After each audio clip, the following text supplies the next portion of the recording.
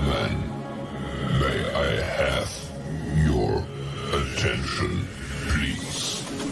The show starts in 10, 9, 8, 7, 6, 5,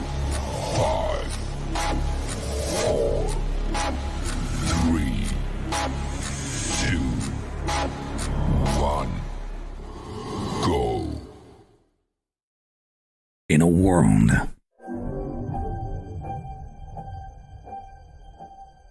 where Carolina Panthers fans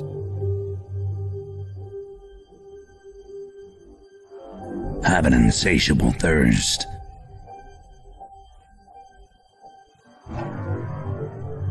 for Panthers news and opinions. Panther fans unite! My name's Tony Dunn. Cody Lashney, how you doing? TK's in the house. How you doing, my friend? The Stat Daddy. But I think Derek Brown, hey man, he deserves that dab on him pick. Dab on him, Phil Snow. Dab on him. All the same, yeah, 100%. We can just Mine is going to go to the fullback. I'm going to dump on the Richie guy. Dab on him, Shaq. I'm going to put the towel on Matt Rule. Y'all took all the good ones. Only one postgame roars ferociously. It's the C3 Panthers postgame show. Back to life. Back to reality, back to life, back to reality. The Panthers got blanked 26-0. God dang! It's the end of 2023, and boy, it can't come fast enough for the Carolina Panthers as they lose today. 26-0 on the road to the Jacksonville Jaguars against a backup quarterback. And everything that was good last week was terrible this week. So I guess when you have a couple of outlier moments, and then you look at when we assess a data set, and then we see all of these numbers, and then we have 2, 3 outliers, they become outliers. Maybe this is what the Carolina Panthers truly are, and that is effing horrendous. Nothing went well today, but one good thing that comes about as we end the new year is that the C3 Panthers podcast is here. We're here together. We're locking arms with these fans, and I do it every week with my wheelman, Cody Lack. Tony Dunn, we are coming to an end of 20C3 with a big crusade from the Carolina Panthers. But you know what? We're always going to look forward to C3 24, baby. We're happy to spend the final day of the new year here with you. Can't be celebrating a victory, but you know what? We're going to celebrate just being C3. That's what we're going to do today, man. Dude, it was an abysmal performance from the offensive line today. An abysmal performance on the wide receivers, and DJ Chark crashing back down to earth, dropping 3 consecutive passes in a row. And we're going to talk about Bryce Young reverting back to the means on the road. But Tony Dunn, you already know that we're going to do it for the final time in 2023 with the best damn Panther fans in all of YouTube. I'm talking Panther Pickle, Al the Sailor, Blackfire, Charlotte Sports 1, Cody 13, Stephen Bailey, Tim Estes, our boy White Chocolate Espresso, Paisan Muscles Marinara, what's up, brother? Daniel Berry Sports Highlights, Roosevelt Mongo, Stephen Bailey, and Tim Estes. Tony Dunn, for the final time in 2023. Ain't nothing to it but to do it, brother. Let's roll. The number's 252-228-5098. Get into the cat calls. Let us know how you feel about the 2023 season, this conclusion to the year of 2023, what we thought was going to be 20C3. Maybe it is 20C3 because we came with more energy, it feels like, than the Carolina Panthers did throughout this season. But get into the calls and tell us what you thought about this game.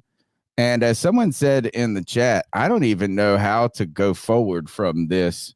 We go back just a week ago, CK. We had found a a moment of optimism, hope, and a strong performance from Bryce Young, the Carolina Panthers offense. And despite it being a loss, we walked away with our heads high. This week, the Carolina Panthers offensive line put him out there, or almost let him die out there, CK. I mean, it's clear that this is an issue, right? Like, it's clear that this team is a bad team. I hear people say it's official, the Panthers suck. We were a 2-win team coming into almost the last game of the season.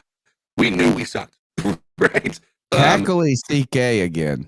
Well, that's great. All right. Well, that's par for the course for what we're dealing with this season, apparently. Man, I'm just happy that it's almost over.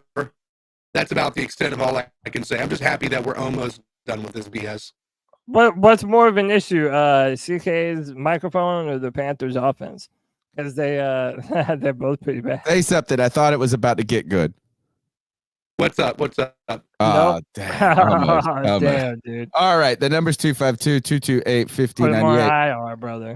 One of the things is that was wild about this game is that this goes back regressing to the means of what CK and I have been talking about with this defense. And not that the defense, look, the offense didn't do anything. So how can you say the defense is the problem when the offense can't even get a first down?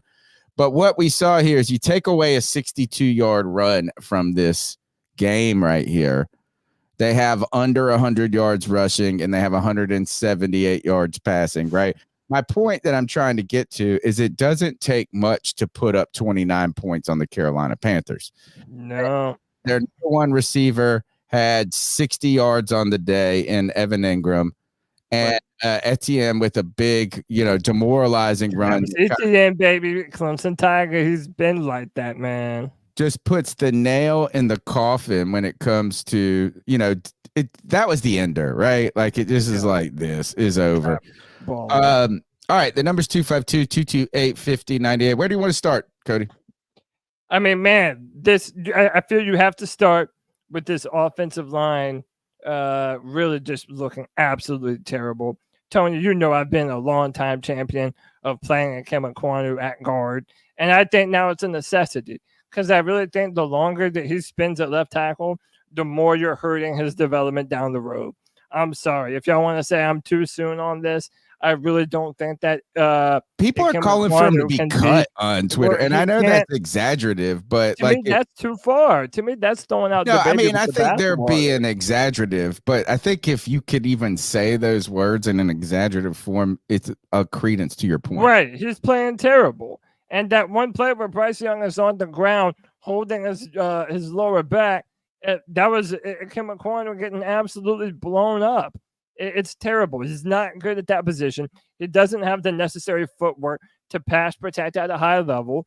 And if you're going to get anything out of him, you need to get him moving downhill. I've been a firm believer of this for a long time now, but the entire O-line was bad.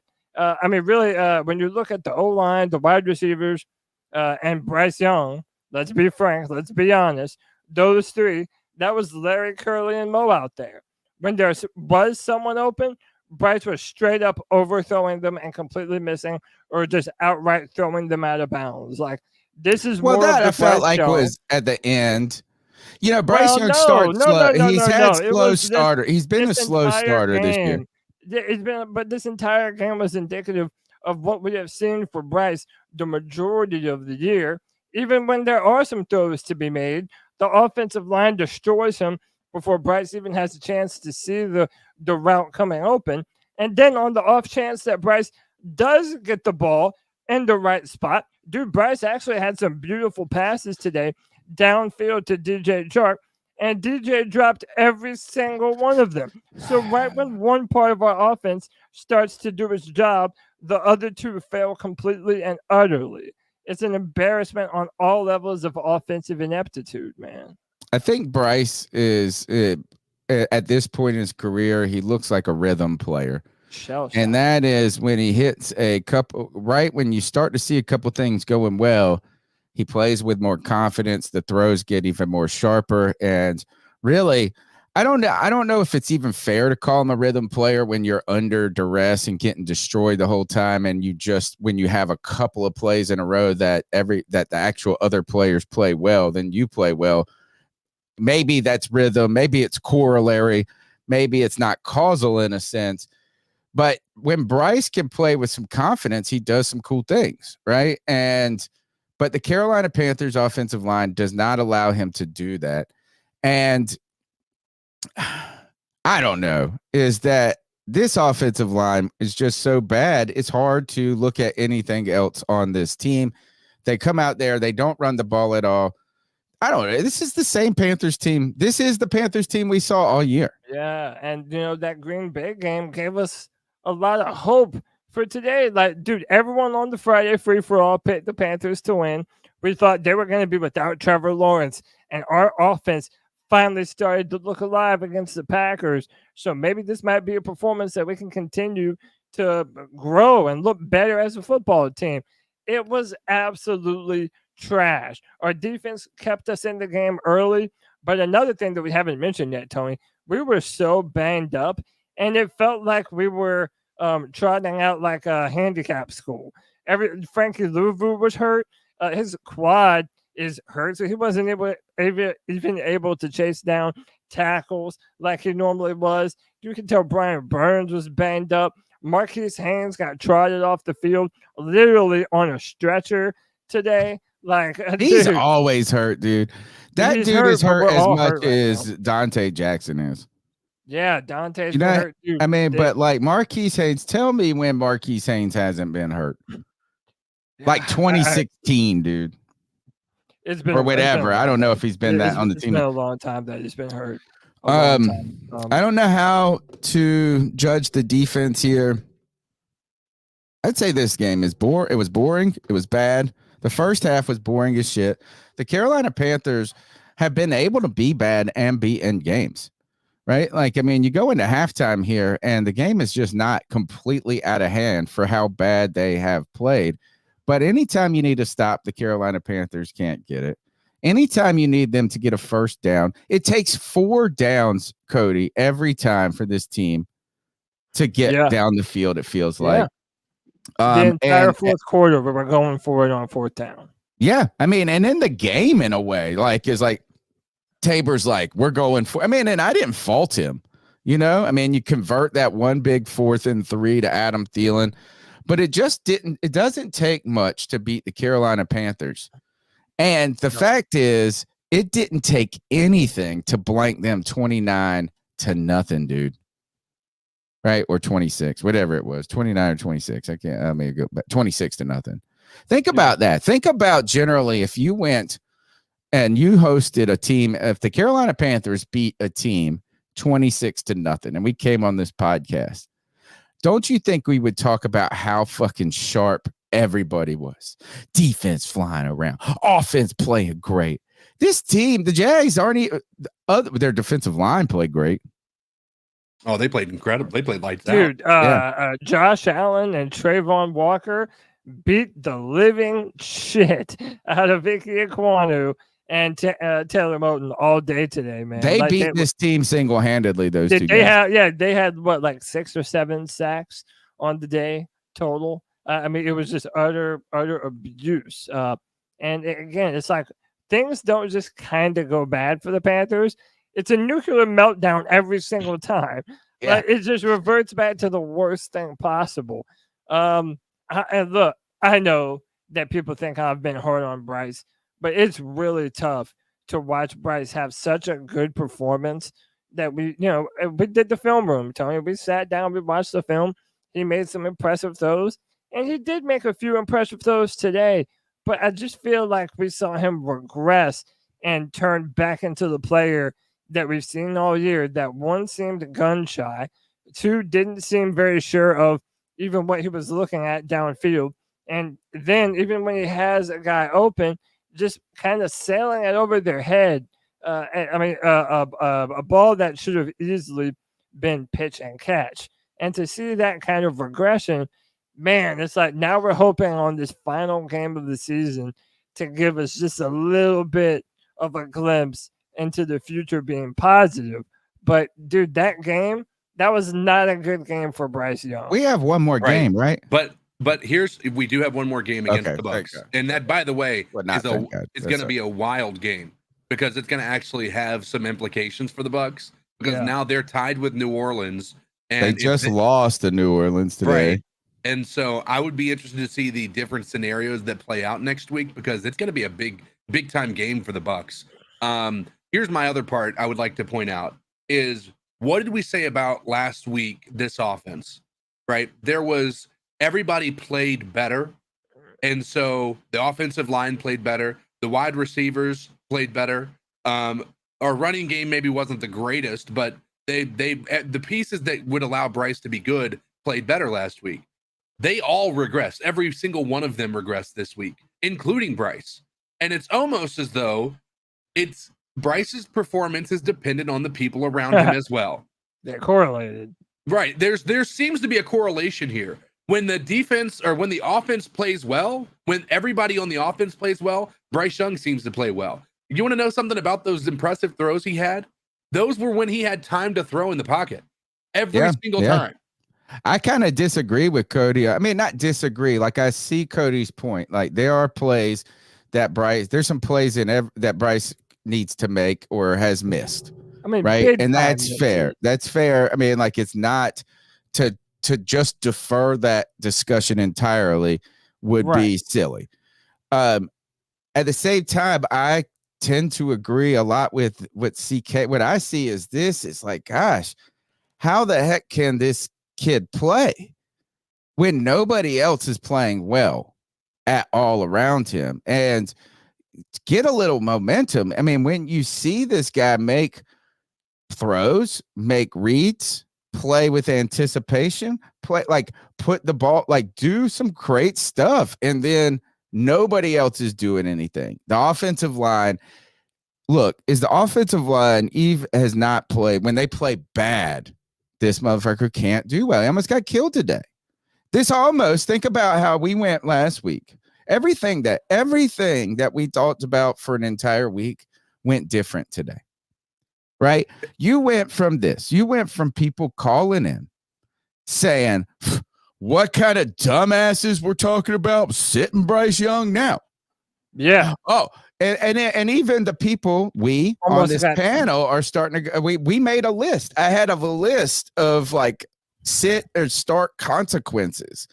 And last week's game was all the positive things you could get from starting Bryce Young. Growth, experience, morale, confidence, right? For the team, for us, the fan base. Today, almost, if that would have been a significant back injury, right? Or something like that, where it's just like, oh God, injury, mental injury. Right. That's what I had said. That's why I wanted to bench him. And by the way, I still maintain that I would have. Yes, you wouldn't have had that performance against Green Bay.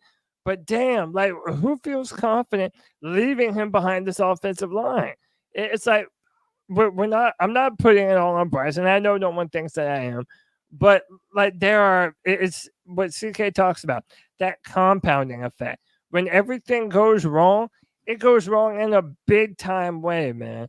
And I just don't want it to be a scenario where we can't ever critique Bryce's performance and what he's done in the game just because everything is bad around him. And if you saw it today, Bryce had his very own Aaron Rodgers moment where he took the pad that he was looking at and slammed it on the ground. Boom. He was fucking pissed. Hey guys, you got to get in the game right now. Because he knew that he missed some throws. So look, Bryce is even holding himself accountable. I have nothing but good things to say about his leadership, about his ability to get back up after taking a pounding from a defense all game long. Dude, if anyone ever doubted the toughness of Bryce Young this season alone, I have to assure you that your quarterback is ready to go out there and ball for his team. No one is denying that. But we have seen a bunch of things on film now that continue to rear their head every week. That's overthrowing wide receivers. That's not being able to manipulate the pocket very well. It's staring down your first read from time to time and not seeing other players come open. It's been a bunch of things on top of one another. A lot of great people. Great things going down in the chat. I can't wait to get to the calls. Omar Barrett, I like this. I like because there's a good balance of discussion, not only on this show, I think, but also in the chat. He says, Tony, I'm not trying to hear that Bryce can't do no wrong stuff. Did you even watch the game? Right. And there's fair. It's like, is that there's a side to this where it's like, is there an excuse every moment for every mistake for somebody else not doing their job? Right. And I think that's a fair comment to bring on. And I did watch the game, but I will be honest. I'm going to be fully honest. I had Red Zone on too. And it was just so dang boring for the first 3 quarters that I could, or for the entire game, that I just like, I was watching it, but it was just like, meh, right? Like I was watching it like they were playing, right? Another comment I wanted to highlight, and this is one I've been thinking about all as this game was going on, was last week's performance a step-up performance by the offensive line, the wide receivers, and Bryce Young, or was the Green Bay defense bad? And the Green Bay Packers kind of a bad team. And today we played a Jaguars defensive line that was very talented. Very. And a team, the Jags team, I think that a lot of people would also say was very talented. The thing is, they didn't have their starting quarterback. Yeah. But you had to beat you can't beat a team just by your defense beating a backup quarterback. You got to beat their defense too. Well, and this team didn't beat their defense on a single drive. Keep in mind, they're fighting for their lives. I mean, the Jaguars, the Colts, and the Texans all won today. They all have the same record. So that division is going to come down to the final game of the year, just like the NFC South is going to come down to the final game of the year. We should have known they were motivated. We should have known something was up too with a 22-point spread. Yes, I checked it even when we talked about this on the Tuesday show, I think, or it was on the film review, Cody, about it being a 20-point spread. And then I was like, maybe it was a Tuesday show. I was like, I need to get in on that action. Trevor dropped it down 4 points. I thought he would. Yeah. But I checked it on Wednesday night and he was still not in the game. It was up to 22. Right? Like, so they knew something was up. They knew the Sharks, the Vegas money knew that this wasn't going to go right for the Carolina Panthers. And they were right. You bet that you could have given them 25 points. That's a crazy ass line, by the way, in the NFL. Right. I heard plenty of real professional bettors on shows today talking about this, about the Patriots Bills. It's just like, I just don't feel good about 14.5 in any matchup. Well, don't watch the Carolina Panthers game. I guess the last thing I'll say, and then let's take some calls, is it really sucks that the Panthers suck this freaking bad. Because even if they were kind of good, I just heard someone, I was listening to Red Zone right before we started the show, and they said that the Chicago Bears still aren't out of the chase. Like, they're not mathematically eliminated yet. Which is wild. Right. I was like, how is that even fucking possible? But if the Carolina Panthers have even had a 7-game winning season, we're sitting here on this podcast today talking about making potentially getting into the playoffs. Yeah, next week against Tampa Bay. I mean, it would be with the right situation. I mean, we could have won the South potentially, but no, it's and there is not a scenario. I'm not going to sit here and say that Bryce was a reason that we won today, or he wasn't the reason we lost. He wasn't the reason. He definitely didn't elevate this team to being a good football team. But it just, I get so frustrated by it. Was the scoreboard looks a lot worse than it was, by the way, right?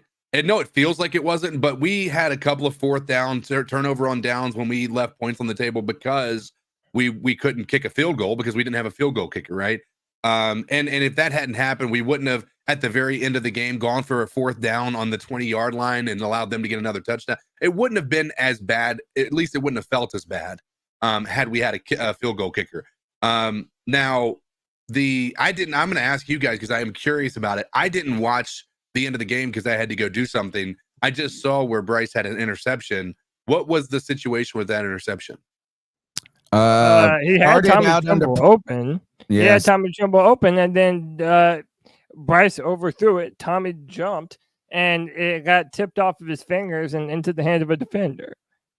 He rolling out on the run, first off, CK, too. It wasn't like he was throwing from the pocket necessarily. Right. Did the old point. Anytime Bryce does the point, nothing goes right. Like, no. I feel like and so Bryce is running right. He threw it kind of high and behind, right. It felt like, to Tommy Tremble. So it's like, or ahead, one of the two. I can't remember as I was looking at the angle. But like, you're wondering, is that part communication too? Are you feeling what I'm trying to feel as I'm throwing? And it just clearly wasn't a good throw either. Right. And it led to an interception.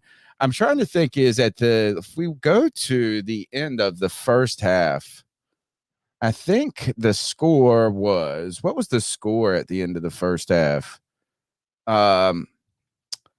First quarter, let's see, score of the end of the first half, 9-0. Right. So you have a miserable first half and it's 9-0.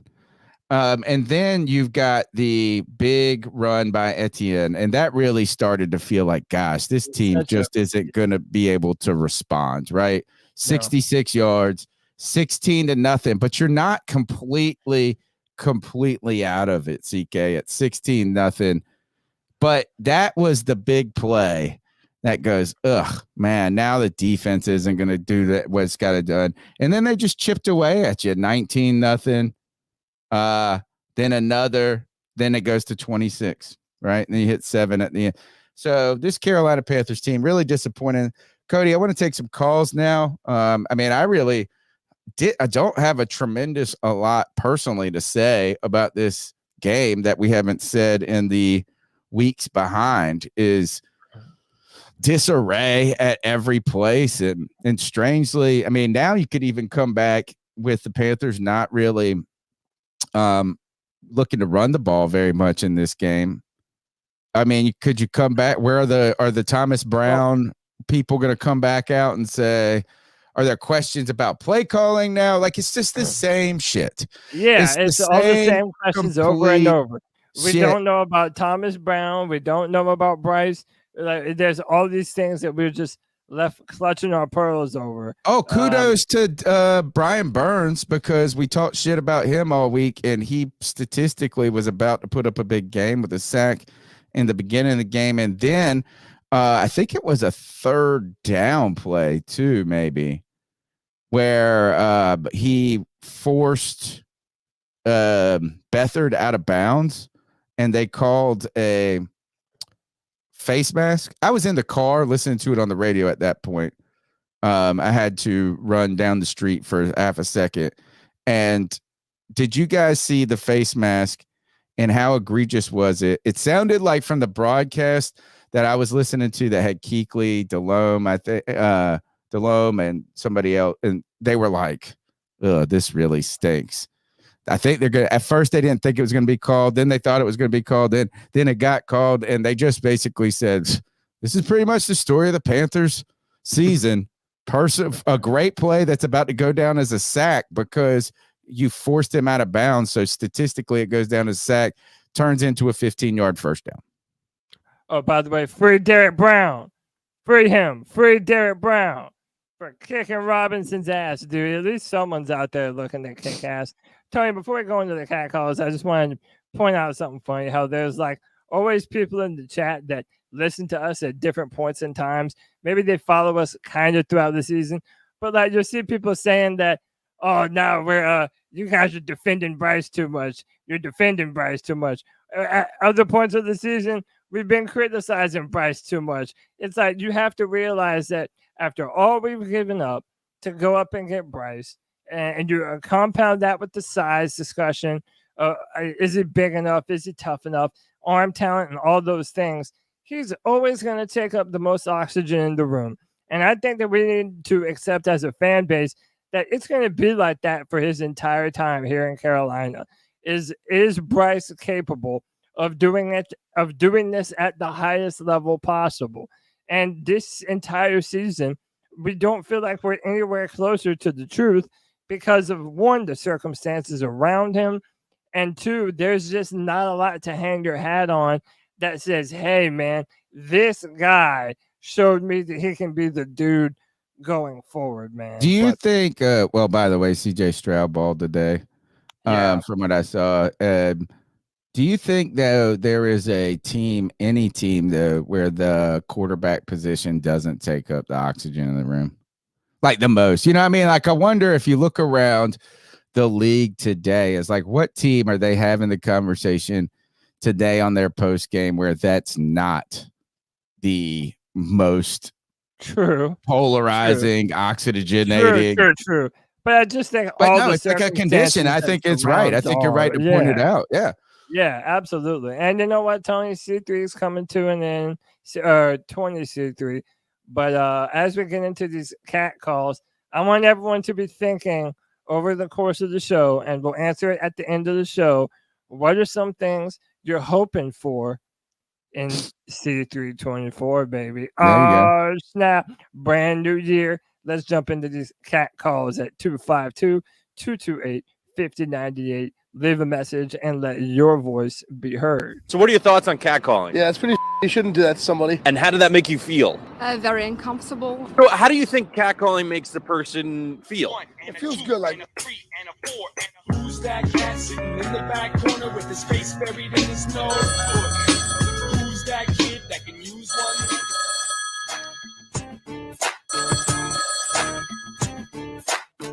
Every fucking time, you stupid mega. God, it's just like the Panthers.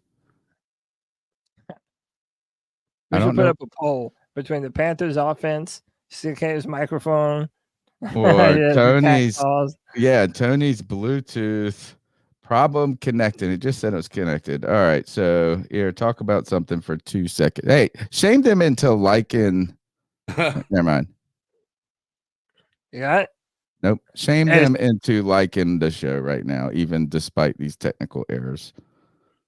Yeah, I mean, you heard it. Hit that button. Look, this is the biggest game, or the biggest shows of the year for us, man. We got 207 people right now. You know, we don't have too many times to be able to congregate like this after a Panthers football game. So hit that like button, hit that subscribe button, hit that notification bell. We're here all year round, man. We're a year-long Panther fan base podcast community, man. That's who we are. And we want everybody to make their voice heard in the cat calls on the Friday free-for-all.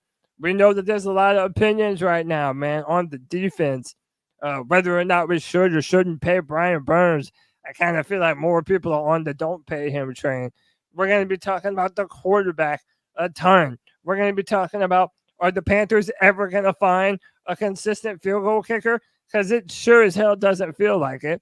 Are we ever going to get a franchise left tackle? Right now, it sure doesn't feel like it. Are we ever going to get back a number one wide receiver after shipping off DJ Moore to Chicago? I don't know, man. But your opinion on all those matters belongs right here with the C3 Panthers podcast.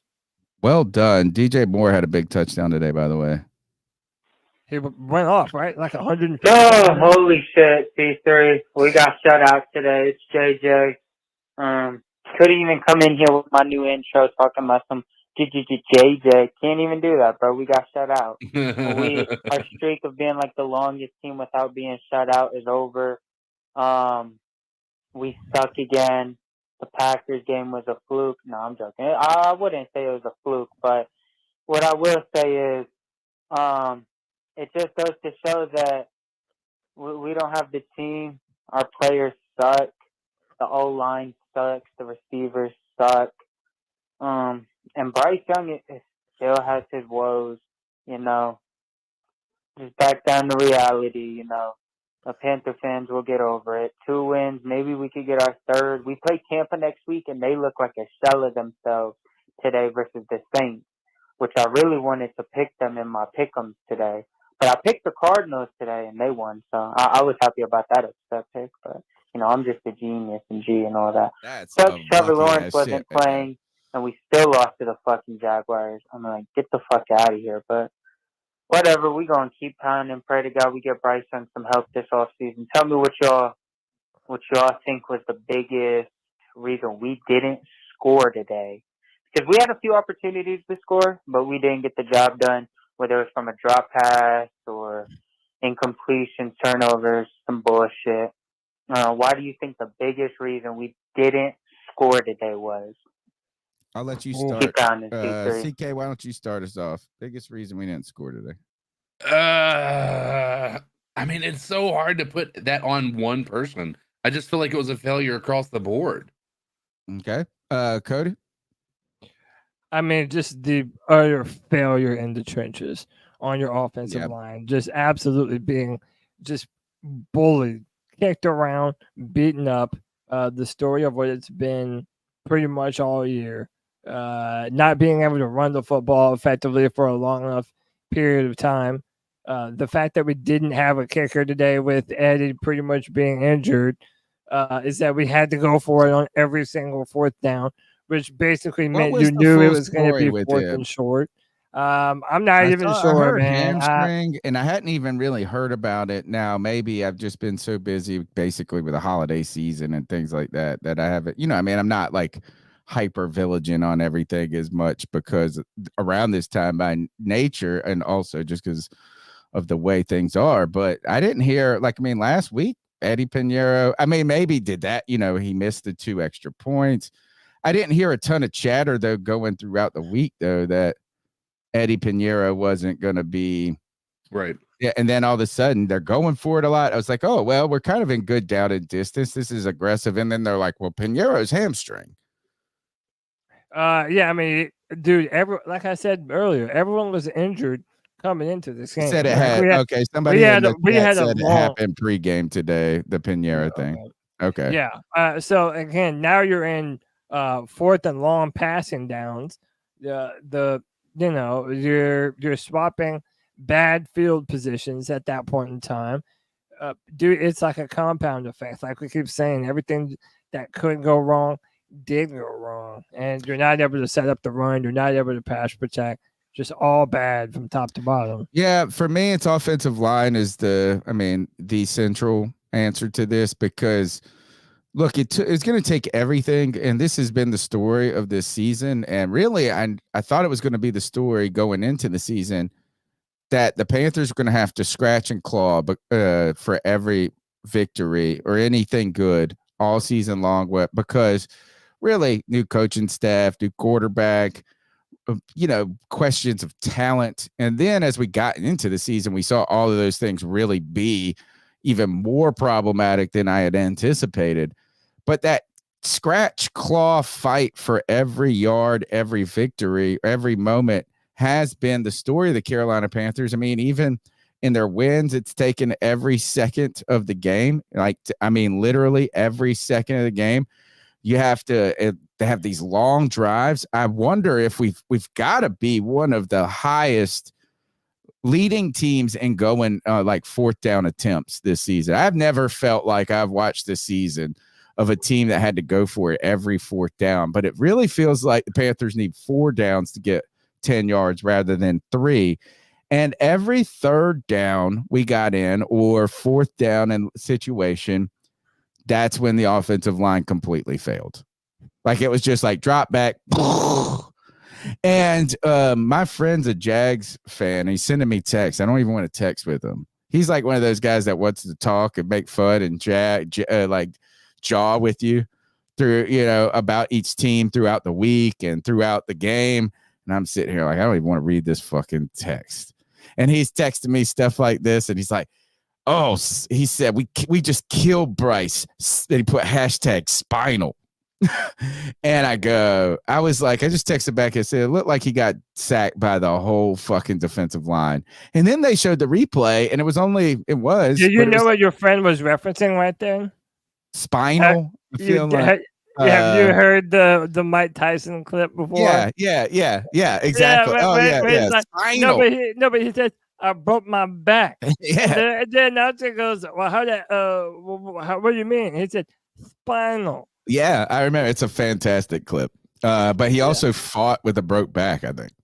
Yeah. So, offensive line's the answer. Hey, real quick, man. Well, let's get to a couple super chats here, man. Our Paisan Muscles Marinara says 2 words, boys. Drizzling shits. You really get the visualization with that one too, man. And then our boy Roosevelt Mongo says Bears officially clinched the first overall pick in the draft. Oh, does that give it to them?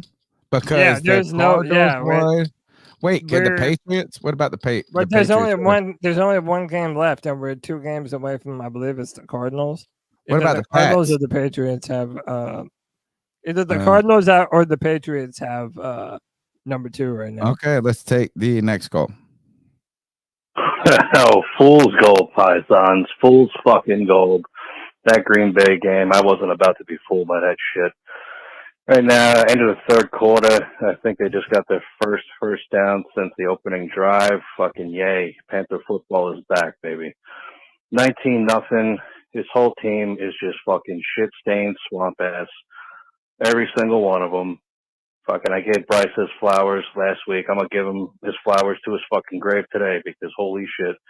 And Ike Aquano, fucking, this guy's just another fat fuck that wears a t-shirt in a swimming pool. Holy shit. Dang. Yeah. Fucking guy can't block nothing. T-shirt. Fucking everything just, fuck me. T-shirt. Now we're back to this again, huh, boys? All right. Hope you guys have a good night. I'm making some baked mac and cheese with some fucking chicken cutlets. Nice. Oh. Good stuff. When it comes to the standings, yes, it does clinch. The Commanders have 4 wins. The Cardinals have 4 wins. The Bears are going to be a 7-win team with the number 1 pick. 2 wins for the Carolina Panthers. And let's see, in the AFC, Pats 4 wins, Chargers 5 wins, Titans 5 wins. So by a long shot, the Panthers were the worst team in the NFL. The number's 252-228-5098. Let's go to Chuck in Elizabeth City. Hey guys, it's Chuck from Elizabeth City calling. I got 2 things I want to say. First off, if this game comes close to an end, I'm going to go ahead and put it out there. We've only been shut out 3 times in our history. First time was in Dom Capers last year, way back in like 1997. We got beat by Denver, shut out. The next 2 times we got shut out was John Fox's rookie coaching year. I think that was 2001, 2002. And we got beat twice that year, shut out both games by Atlanta.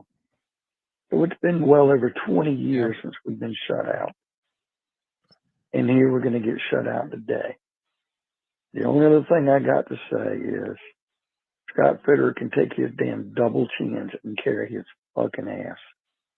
Because ever since he's been the GM, he has dismantled the great players, traded away draft picks, acquired nothing, and has gained nothing. And even when he's got a really good hit on a free agent like he did with Hassan Reddick, he kept him 1 year.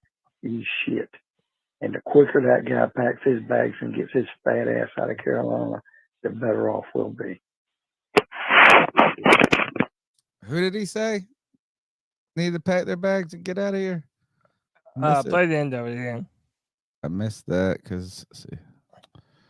Yeah, I'll have to. Hey guys, it's Chuck from. He's got a really good hit on a free agent like he did with Hassan Reddick. He kept him 1 year. He's shit. And the quicker that guy packs his bags and gets his fat ass out of Carolina. Okay, Scott Fitterer. Yeah, and I think that look will be, last week's performance really just in kind of psychologically distracted us from what the real focus of the discussion going forward is going to be from this point on, which is how do you organize this front office in a way to start creating momentum for success? And, obviously that restructuring, part of that answer is a new coach, right? I mean, that's clear because you fired your coach this year. But the wonder now will be continuing to look to see if the Carolina Panthers feel that Scott Fitterer is really a positive part of that solution or going to be part of it at all. And right now, to be honest, I don't see a real reason why he should be. And without me wanting to be, I try to avoid being like that. Oh, this guy's terrible, fire this person, right? Because, you feel like this is, if you've ever been in a job where people judge you, right, is that people can tell you suck, but then you got to go up there and be able to do it better than they do, right, man? And so it's easy to say this dude sucks. But it's not an easy job. You got to go and be able to do it. But there's not a lot of positive resume, right? So if you look at a new teacher, say, for instance, we were talking about like a teacher, and they go out there and they give a class, the first 5 years of any job, you're not really great at it. You're running on talent your first 5 years. You're not running on experience. You're running on potential and talent and things like that. So like if you went back and you looked at the classes I taught when I first started teaching, in one way, they're fucking awful. In another way, hey, you're like, that's pretty good for your first day teaching or something like that. My thing is what are the strengths you pull away from Scott Fitterer in his tenure here? And I don't think there are a lot of positives to pull out of it. Right now is like, I mean, you just don't have a lot of things to point to that are like, hey, well, he did this despite this. Oh, he was able to do this in the midst of 2 coaching changes. Is right now we don't have good players. There's questions about the draft. There's questions about all of this stuff. And it really feels like if you are going to, that part of moving forward just requires moving forward at the front office and letting that front office have the vision, the chops to be the ones that hire the coach. I think that the general manager needs to be the one. I think we have to hire this general manager, and then David Tepper needs to step back some. And I'm not saying remove himself entirely, because I doubt that the billionaire is going to remove himself entirely from the process of hiring the head coach. But we need a GM that goes in there and is leading the push. Leading the push for the coaching hire. And then preparing for the NFL draft. The number's 252-228-5098. Let's take another call. Podcast brothers, y'all just witnessed that horrible fucking game. How in the fuck you can't score 1 fucking point? 26-0. We need help, man. I swear it's like our damn franchise has been fucking snake bitten. How the hell Panero fuck up his hamstring in pregame warm-ups, man? I'm like, are you fucking serious, man? So you can't kick, so we ain't got no damn field goal kicker. I'm like, come on, dog. And Bryce looked horrible today. Our defense looks fucking horrible. That's why all the people talking about we should keep damn Double E as defensive coordinator. I told you from the get-go, his fucking defense fucking sucks, man. He needs to get the fuck up out of here. And I do not want him as the next head coach for the Panthers. Hell no. Not him. Not Dan Brown. Because our offense didn't look all that good either, man. And our offensive line did not hold up at all today, man. Shit, Bryce got sacked on how many damn times. I'm saying, I don't know about y'all, but I'm ready for this season to be over. Like, for real. And I don't know who the new head coach is going to be, but this team needs help. It'll get better, though, y'all. Couple more games, and we'll be done for the season. Keep pounding, y'all. Derek Brown wants this season to be over, or this year to be over as well. Big shout out to Panthers _SZM, Panthers season, with a $9.99 super chat. Thank you so much for your support of the show. He says, I don't know how much longer us fans can keep pounding. This is terrible. You guys can support the show by smashing the thumbs up button, subscribing, considering being a C3 super fan, even throughout the off season. $1.99 a month will help us continue to grow and expand content. Also, get you some cool things like we had a Bryce Young jersey giveaway for the Mega Mingo, and that only went to C3 super fans. Will continue to expand that. I agree with the caller that nobody from this coaching staff should be in consideration for anything really to do with the Carolina Panthers in the future. I don't care. I don't even want Tabor or any of these guys back. I know none of this. Complete start over at this point. On top of that, Cody, how are you going to hire a guy for head coach when the damn color commentator doesn't even know his name? He goes, then he just mispronounced his name. Like, come on, you know you're gonna have to say this before the game, bro. Yeah, learn this one name. It's also not one of the harder names. Like if it was, there's a lot harder names, right? Like Adana Kingakwe or whatever. You're good at name pronunciation, by the way. I pride myself on that. And I feel like you should say someone's name correctly if they're not that hard.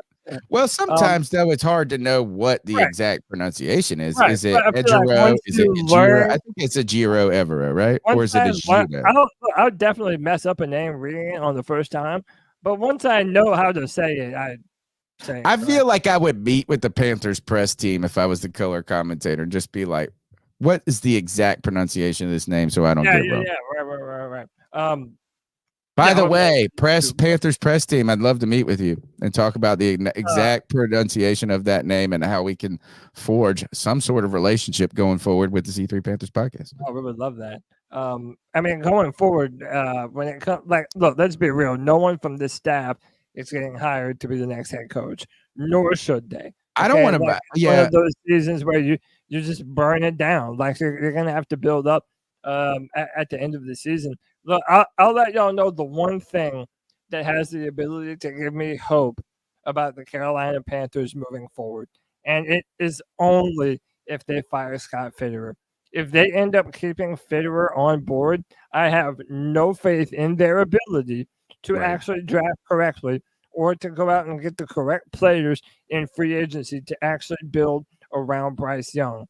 The sad part is I don't know if it will happen because I feel like David Tepper loves the type of guy who says how high when you tell him to jump. And I feel like that's what David Tepper is. I mean, pardon me, that's what Scott Fitterer is. Yeah. David Tepper. No. I mean, he's a wet noodle I've used, and I feel mean saying that. He was a good person that could work between two weird personalities in David Tepper and Matt Rule, right? But he is he's a David Tepper lackey at this point. You know? All right, let's go to Anthony and Charlotte. What's up, C3? It's Anthony from Charlotte. Not going to waste much time with this. That was the worst Panthers game I've ever watched. Bryce Young played bad. He did have some nice throws. DJ Chark dropped them again. You know, this is the worst Panthers team in history. Like, it is just the coaching's bad. Nothing's good. And I'll take back everything. Yup, Evero sucks. They can't stop a nosebleed. I get it. Brian Burns had his nice daily sack today, so that was okay to see.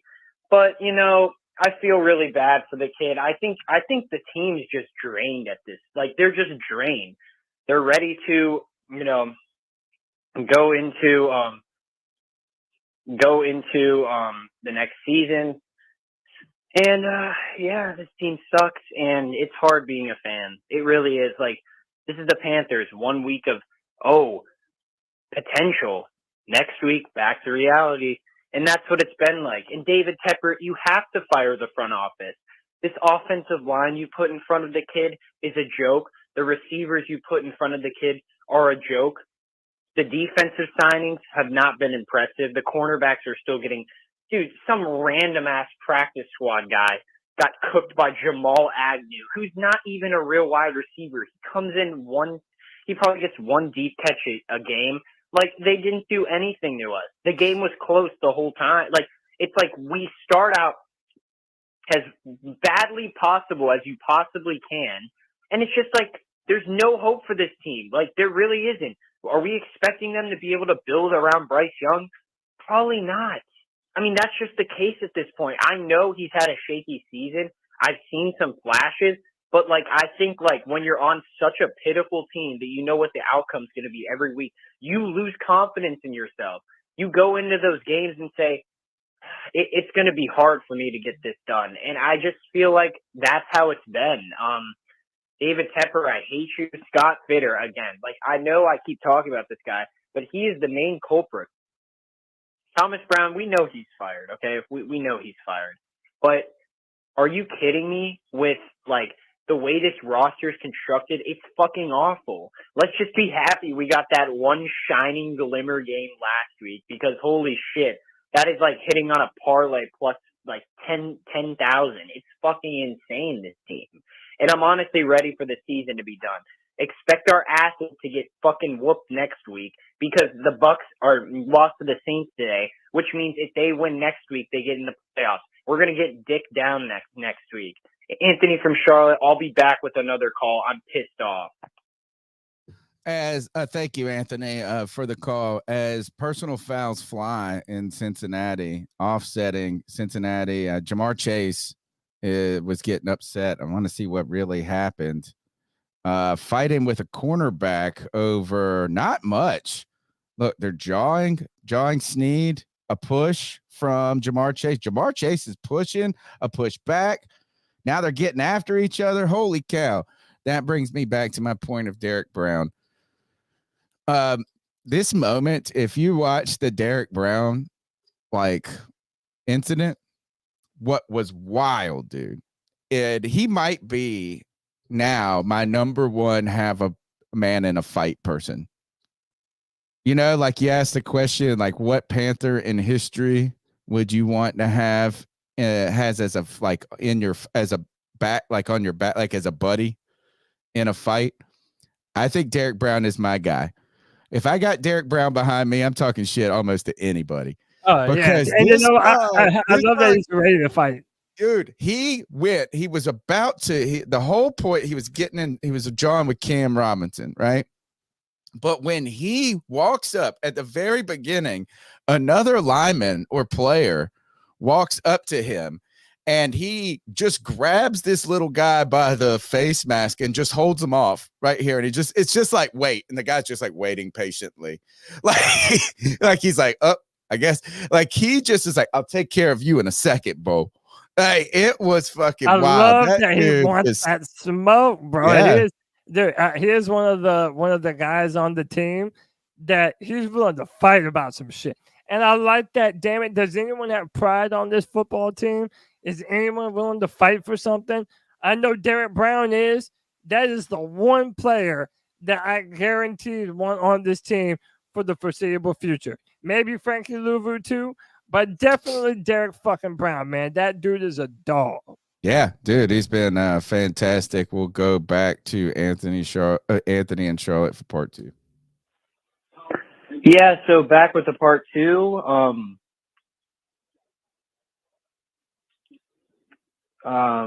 Yeah, I don't really know what to say anymore. It's just depressing, and it's just like it's so hard being a fan, and you really don't have any hope under David Tepper in this front office.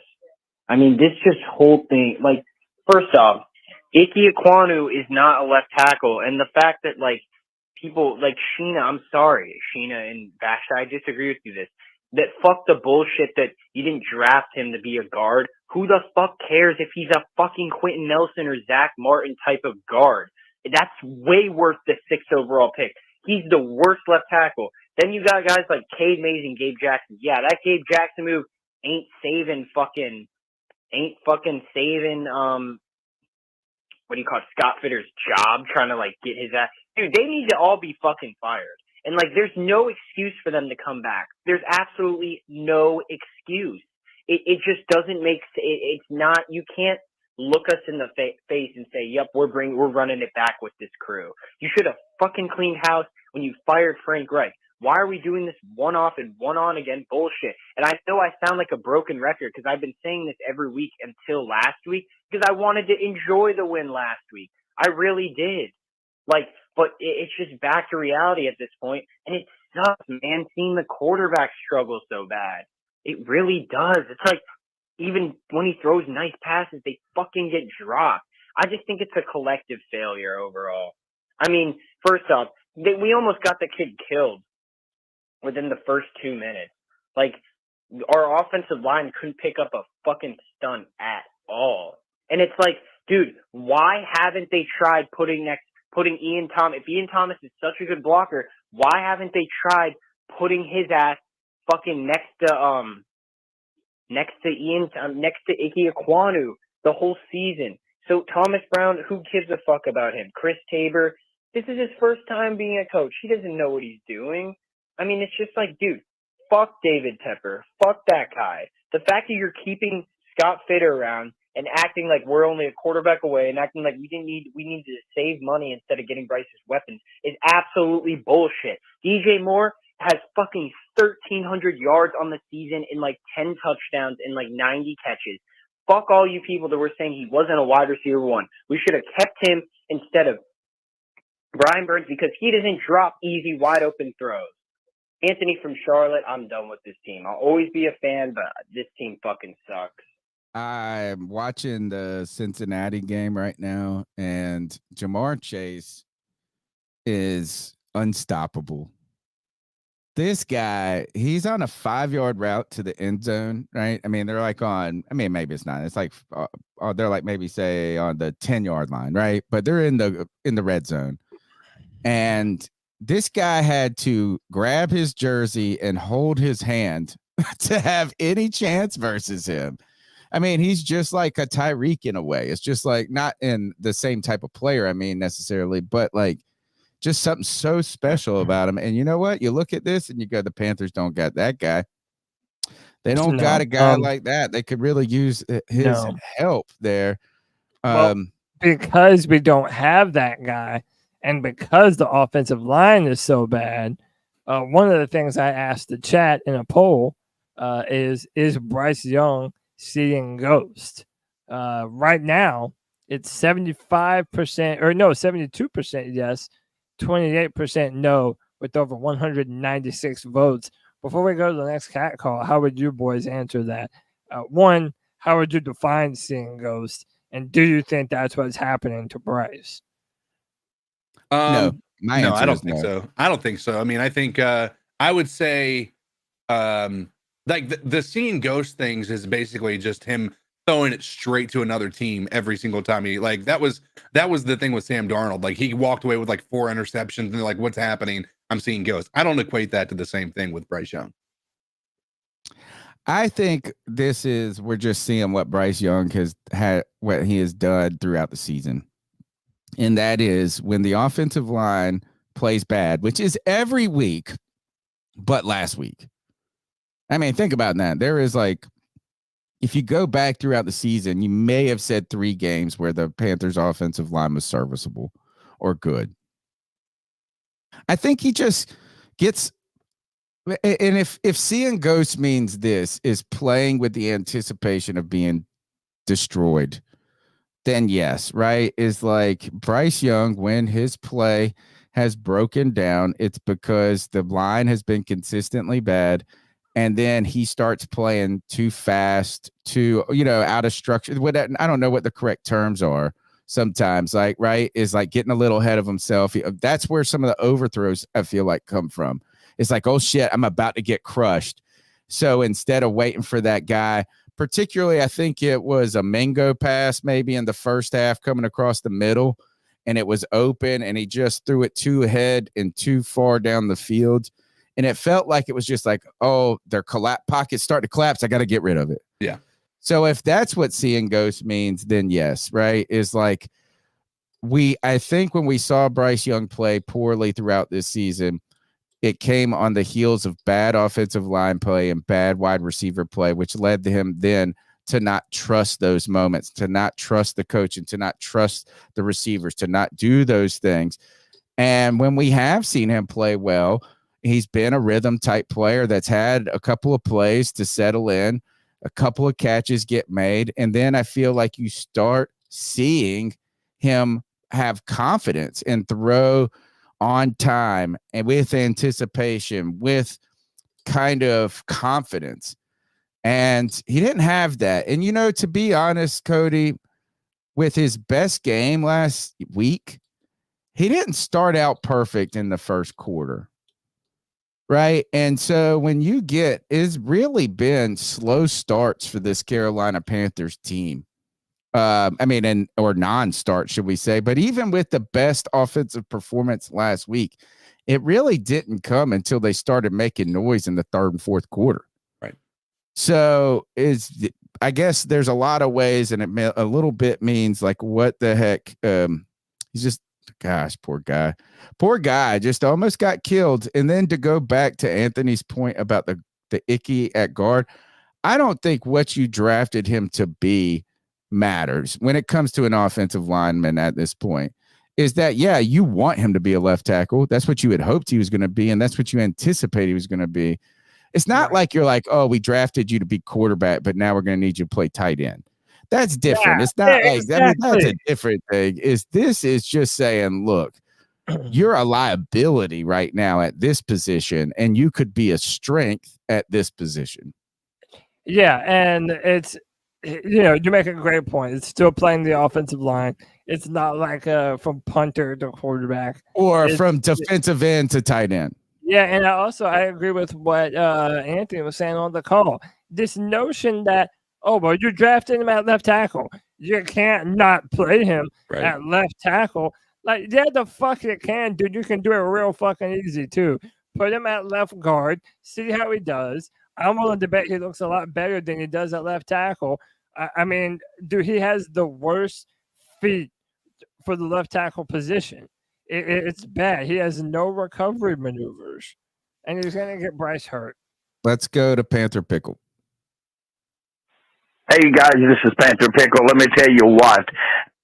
I'm not upset at all.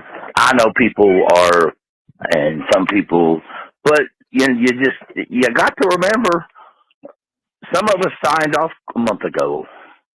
They just said this is just a see what you got season.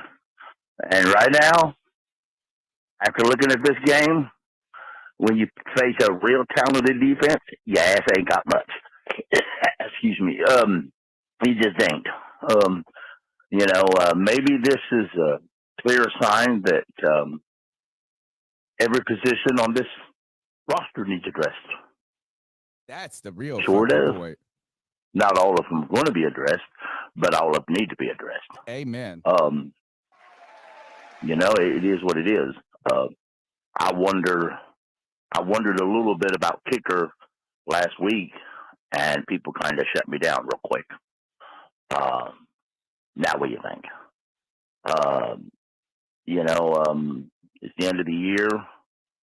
Your backup linebacker has to do kickoffs and field goals because Johnny Hecker can't. I'm not certain about that. If that's the case, we might ought to consider getting a new punter. Left tackle, well, let me just say this. I'm going to call it, I called it on Twitter, I believe Icky's a bust.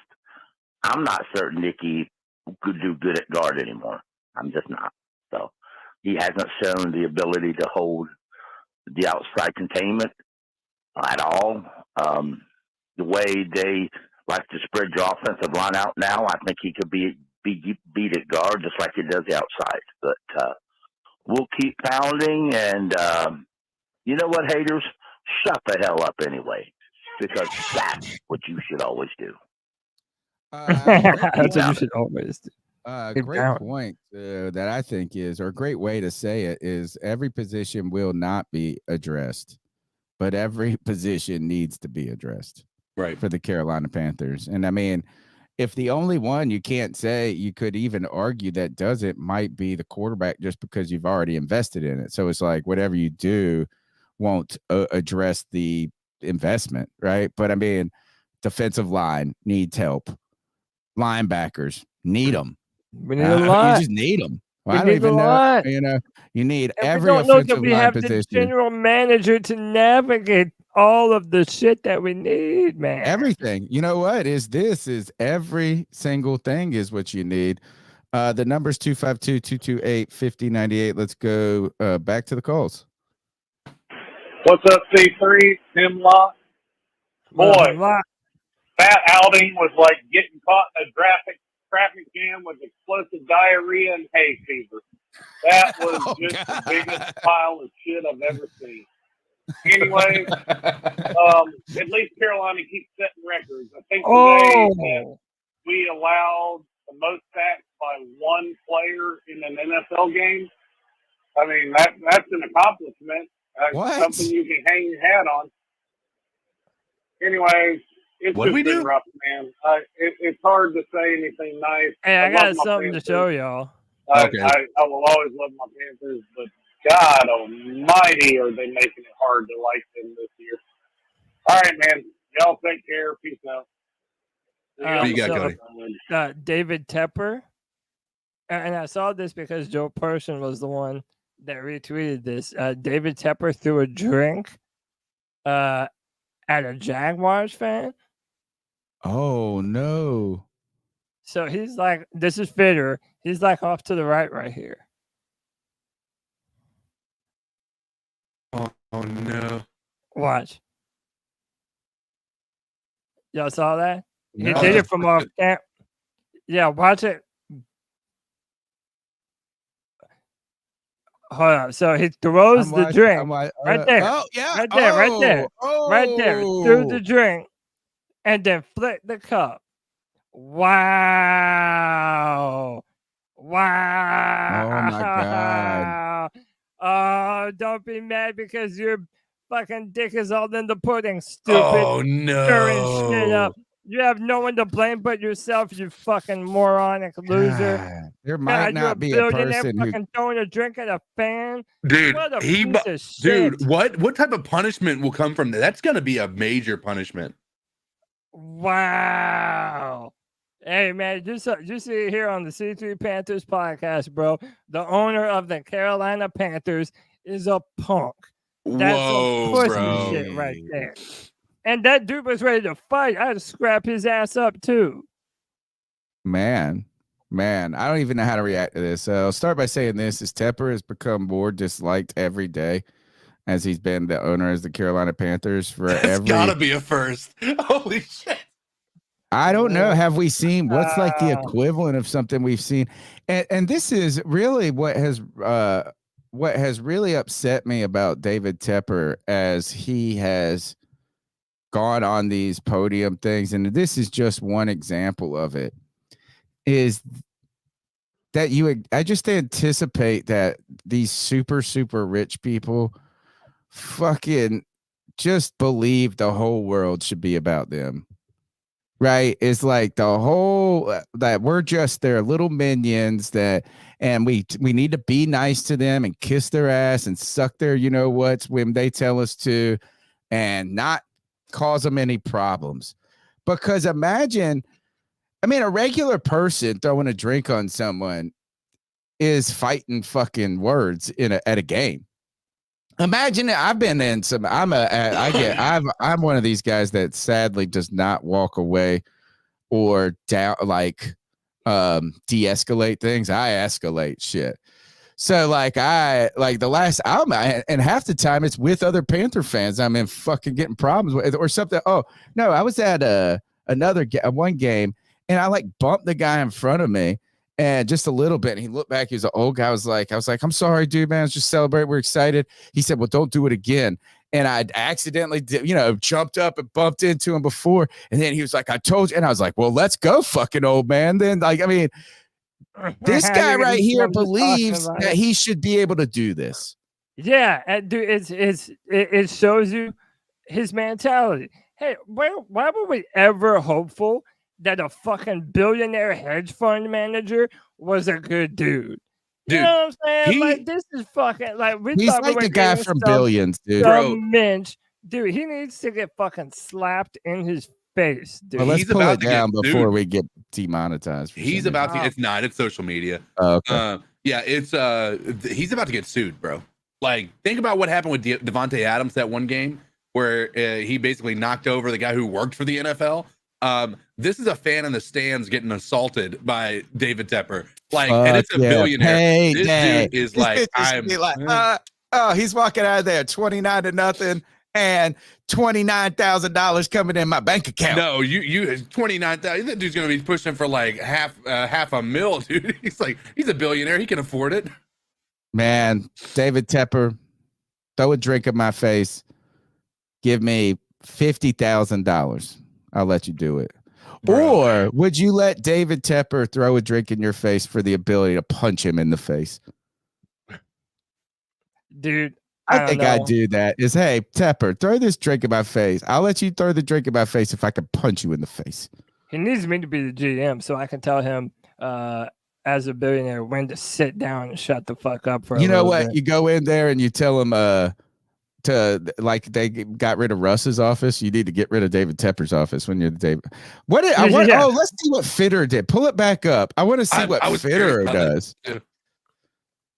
Does Fitter see it? We need to pay attention. Does Fitter see it? What is he doing in this process? As you pull it up, I'm going to play the next call. It is short. I got it right here. Yeah, what's up, guys? It's Al. He doesn't even react. I don't know, man. At first, the game started something wasn't thinking it was Bryce. It was the O-line, like Icky. He doesn't look. That motherfucker, bro, because he's trash as fuck. But then it's just like 3 and out.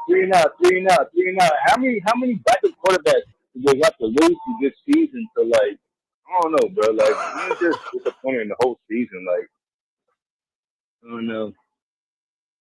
Trying to enjoy the fucking New Year this year, bro. But it was all right. I want to break down this video. It was all right, man. I don't know, man. It's not all right. It's not all right. Is this TikTok? Fucking team's trash. Or is this Instagram? Only shit down. Well, it's on Instagram, but I found this off of Twitter. All right, I'm following this person's handle right now. Well, I can't believe I just found that, and we're watching this on the show right now. Dude, this is wild. So a couple of things. What I want to break down is Fitterer he's standing there. I don't know if he's engaging with this fan or what have you. It looks like he's just but the fact he doesn't even look over at Tepper tells me a couple of things. That relationship is not great between the two of them.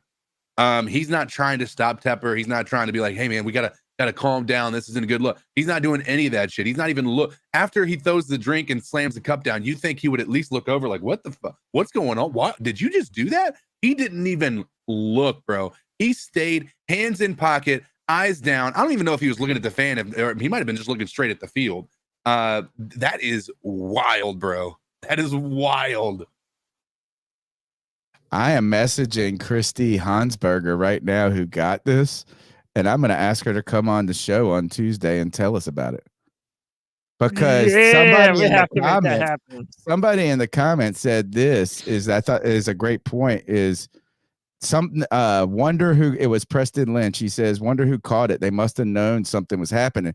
So there's some jawing going on. You could see Fitter talking, like kind of smiling and laughing, like shut the fuck up kind of thing.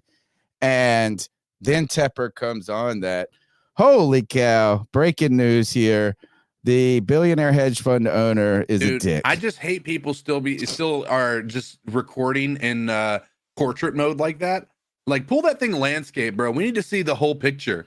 All right, let's go to the next call. Hey guys, Charlotte Sports One here. Man, I don't know. This Panther fan was just kind of depressed today.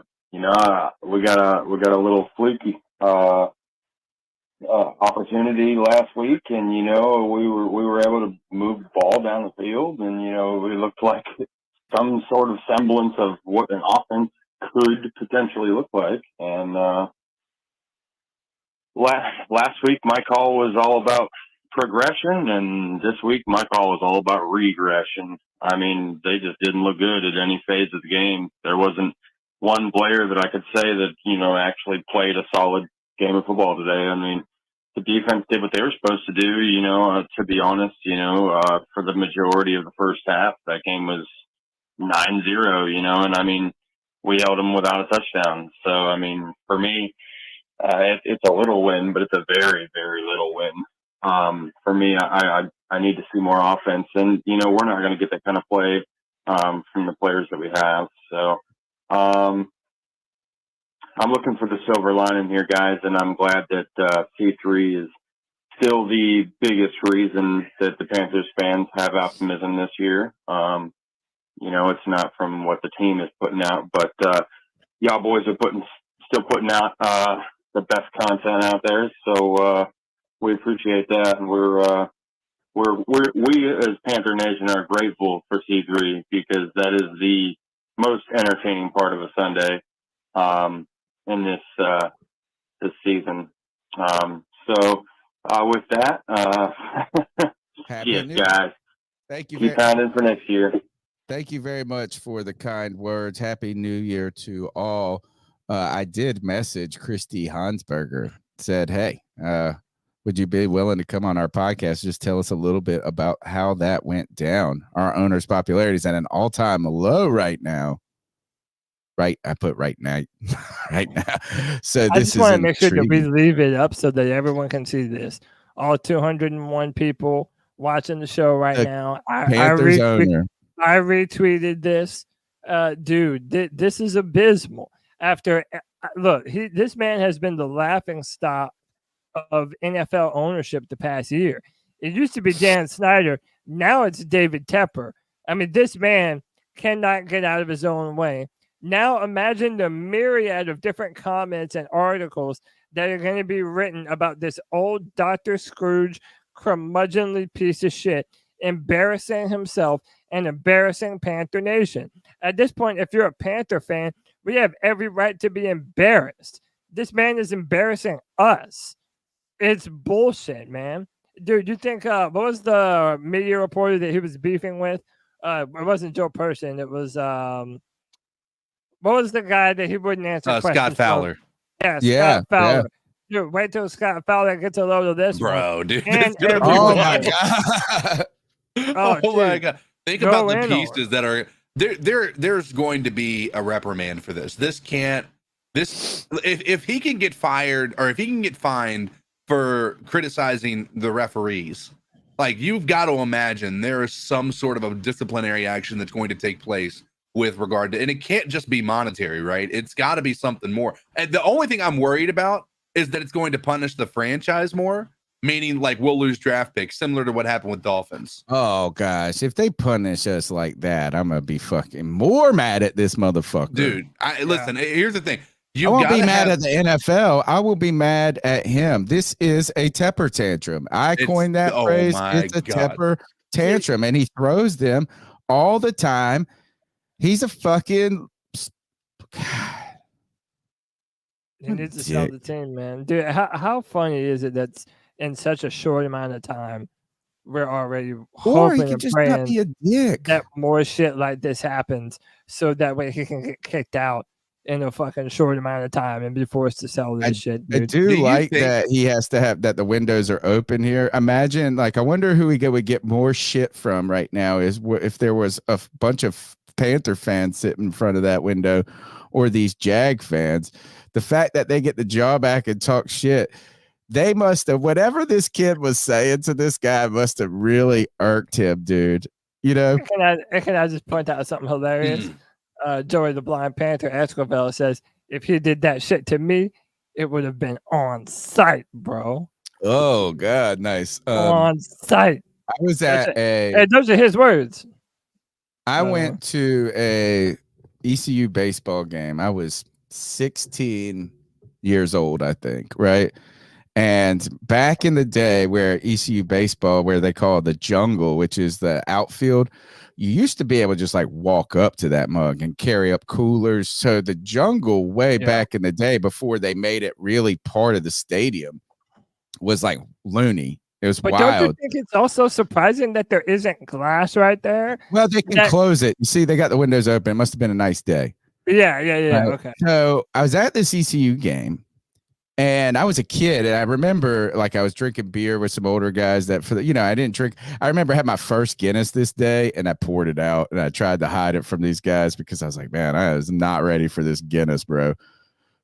Love Guinness now, though, by the way. But this one guy, his name was Mark Benton. He gave a master class in talking shit to these outfielders that were right there, like because we were sitting right behind the left field outfield, and he would talk about this guy's last at bat to him, like throughout the inning. He was just putting on a master class of talking shit to this dude, so much so that we were walking out of the stadium, and as we were walking out, the team bus was driving by. They stopped the bus.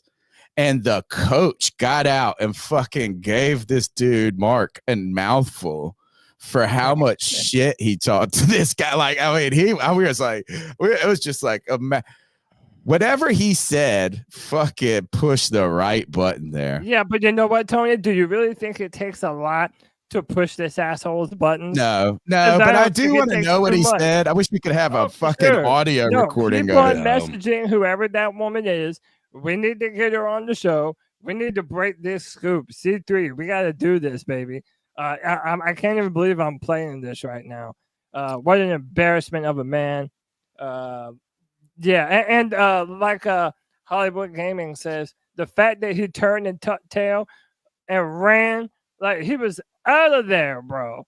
He was out of there. He threw that shit and he's then mad, walked and he off. know he shouldn't have done it, Bro, and he he didn't knew he want just no fucking smoke. should have pulled a God. And those look at the Jags, and he's right there with Jag fans. Dude, the thing that sucks. Is there a piece of glass in between them? Yeah. No, but that's what I'm saying. There is no piece of glass. No, between the next box. You see, these Jags fans are not in the box with this owner, right? Oh, you right, see right, the people right, that got right. the crown on. Yeah, I they're wonder, separated. because you see this guy peeks around. He's like, what a fucking Scott Fitter. He's like, I can't. What am I supposed to do about this? Yeah, and if I like how that guy act like he was gonna be able to climb in that window and do anything. Just nodding in approval like a good little lackey, a good little lap dog. I gotta go and give this guy a handy afterwards anyway. Dude, Next you know what's call. the unfortunate thing about that is a billionaire is never in a position to be checked. Normally, if you do some shit like that to another man, well, you better be ready to fucking throw hands because now it's on. Well, David Tepper knows that there was never going to be a fight. Right, because imagine if you punch David Tepper in the face, how much he could ruin your whole life economically. Yeah, it's pussy shit. If you really wanted to get confrontational, you should have thrown that shit and gone down there and got confrontational. Don't run away like a pussy. All right, so here's my idea. All right, you guys ready for my idea?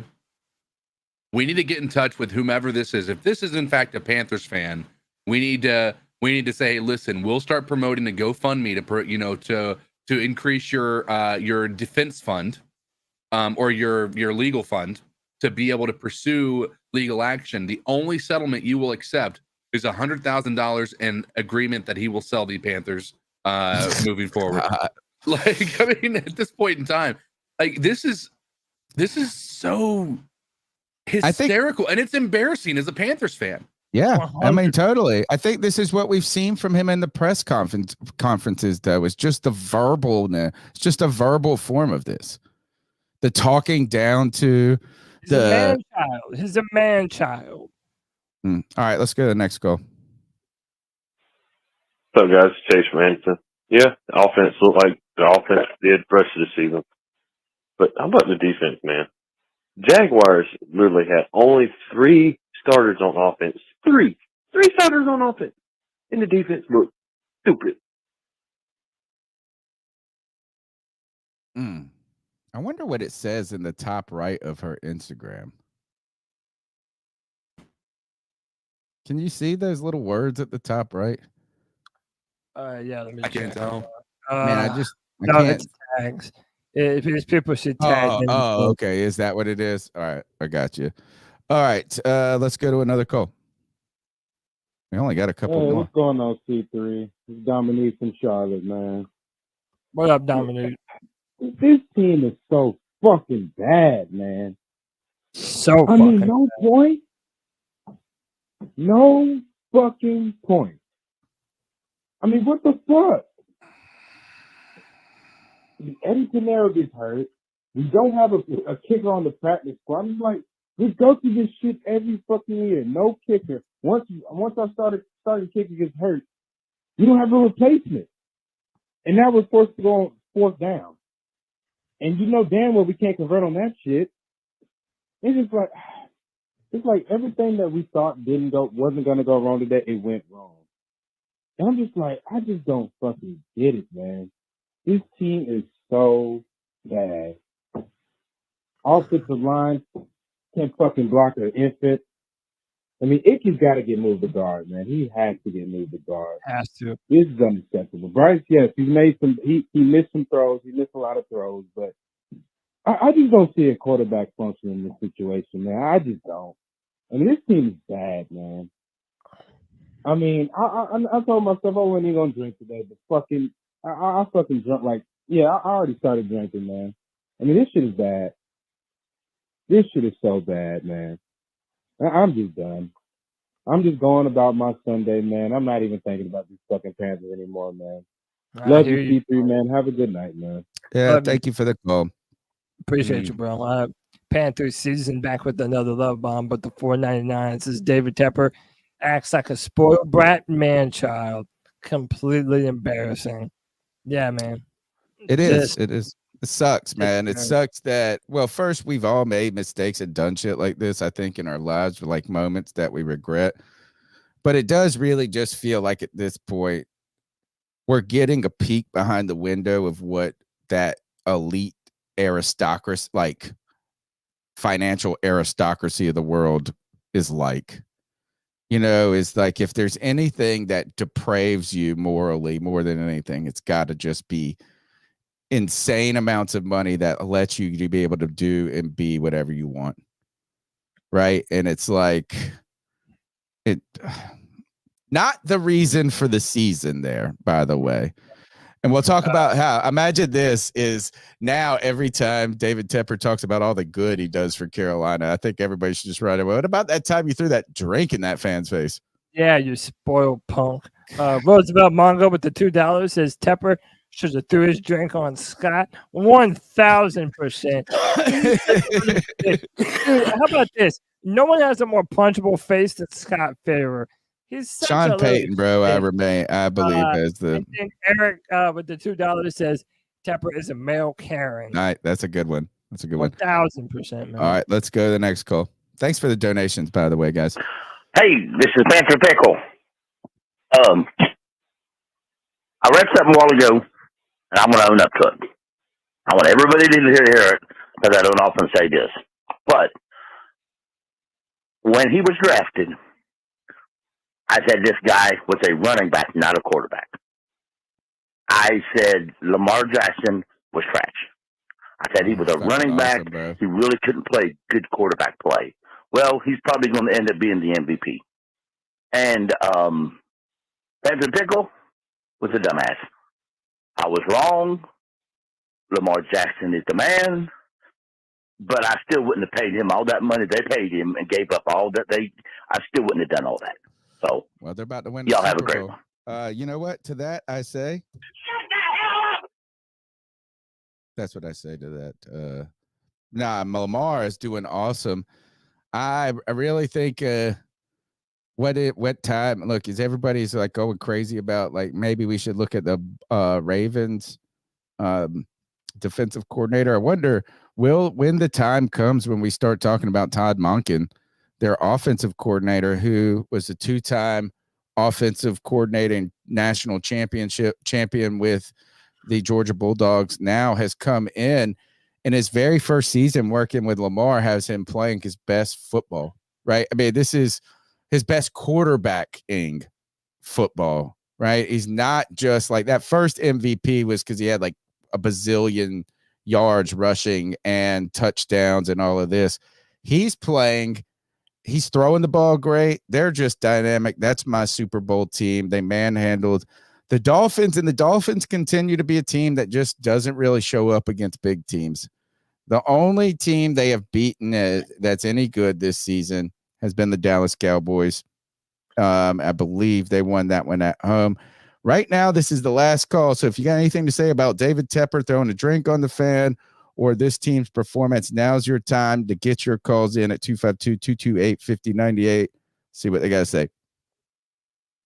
It's a Tepper tantrum. And I don't care how many whiskey and cokes he drank. Fuck him, bro. He's a piece of shit owner. He's a piece of shit person, it seems like, dude. Fuck him, bro.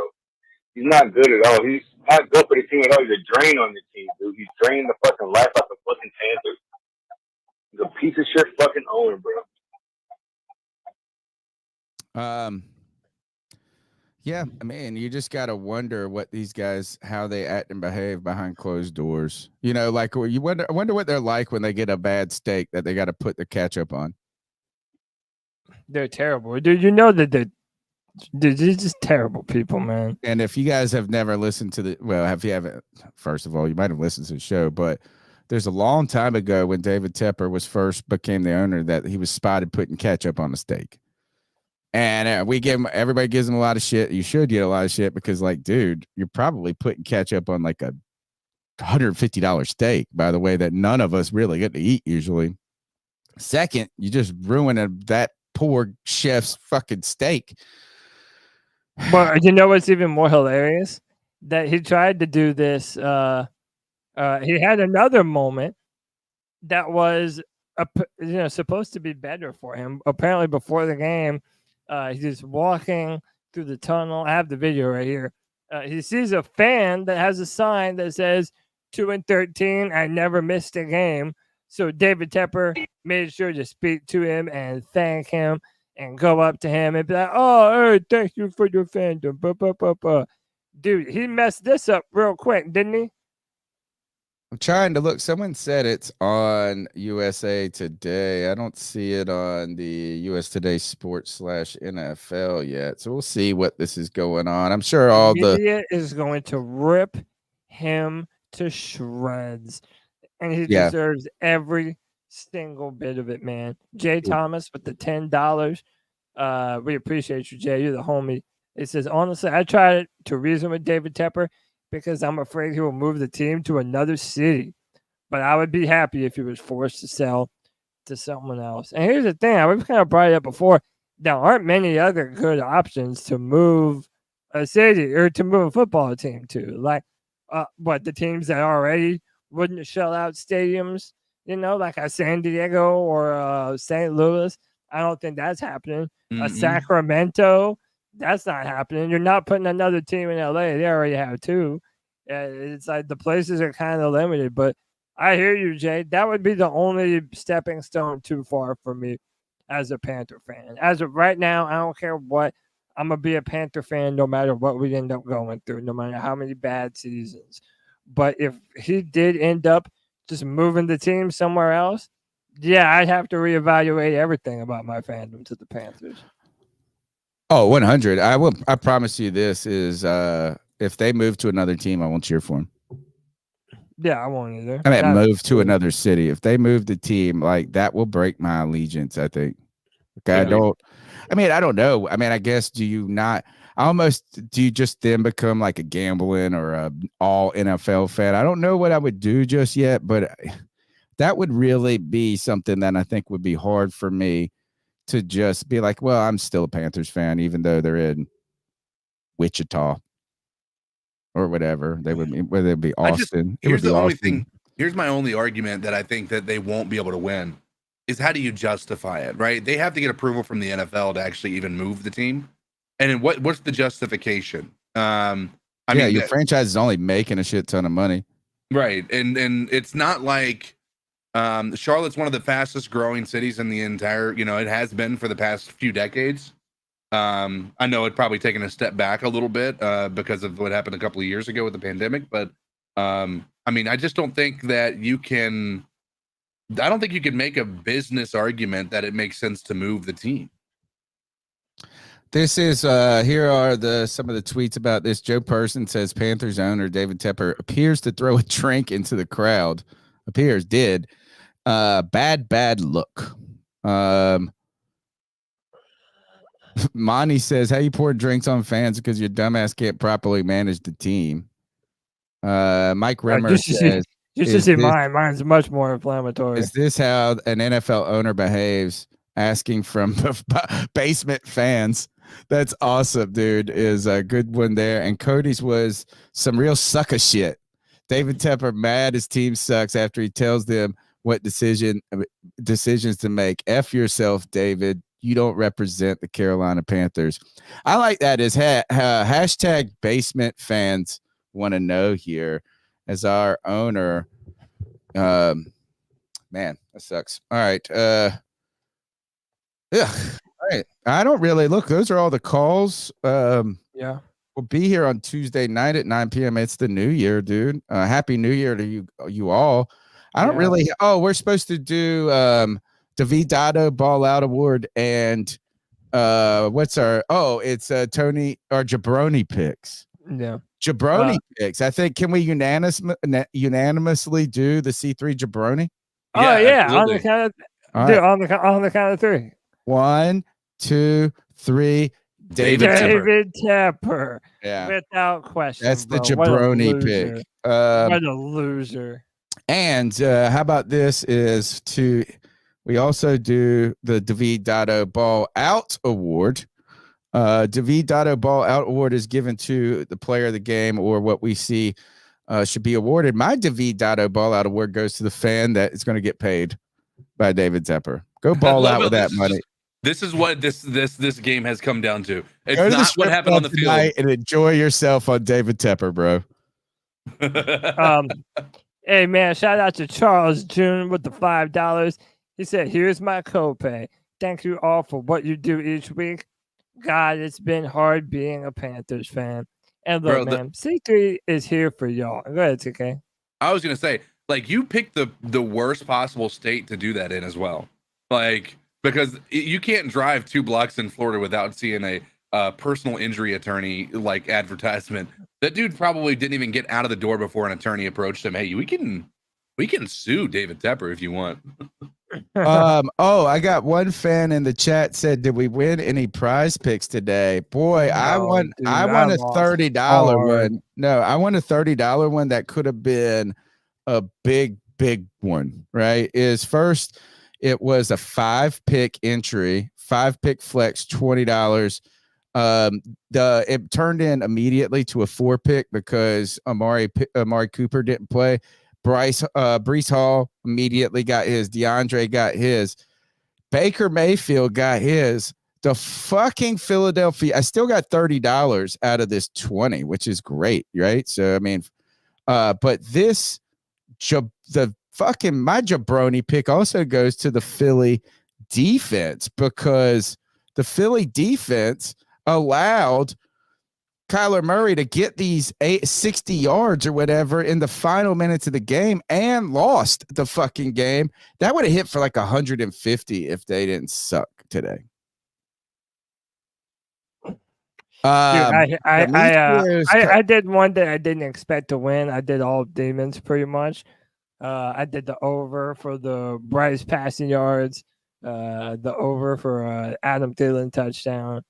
And needless to say, neither of those happened. And you got the under for it was that Trevor Lawrence that was on there first.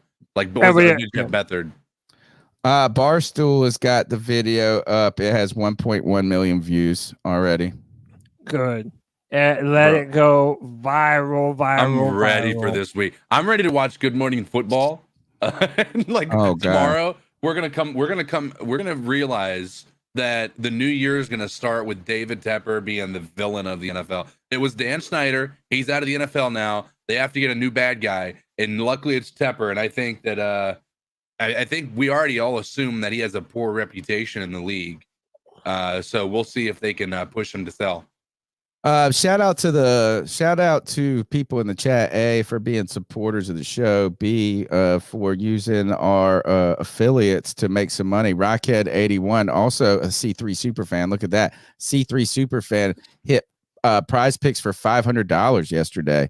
If you go to, this is actually the final day of our sponsorship by PrizePicks, where For if you go and use the promo code C3, they will match your deposit up to $100 for your first time deposit. And if you guys could go do that and make some money off daily fantasy football sports and use our code, that will get them back next season.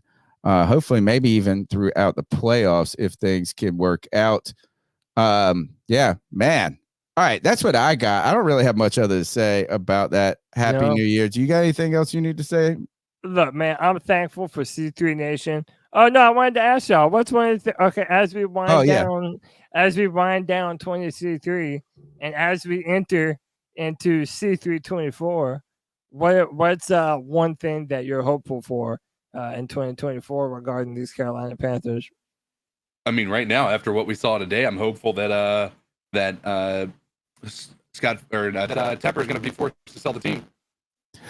How about this? Is that if I can hardly see this being something that would cause to sell a football. I mean, that seems like so crazy. I think you can, but is this the moment that forces Tepper unwillingly to step into the back of the organization and be less visible and less present?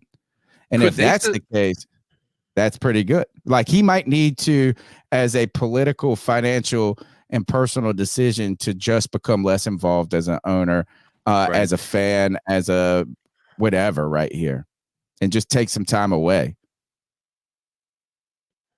I mean, it's not an unprecedented thought that he could be forced to no longer be for almost, I don't know how they would be able to enforce it, but to say that he has no ability to be a part of the interview process of a coach or what have you. I just don't know that you could do that, being that he's the owner.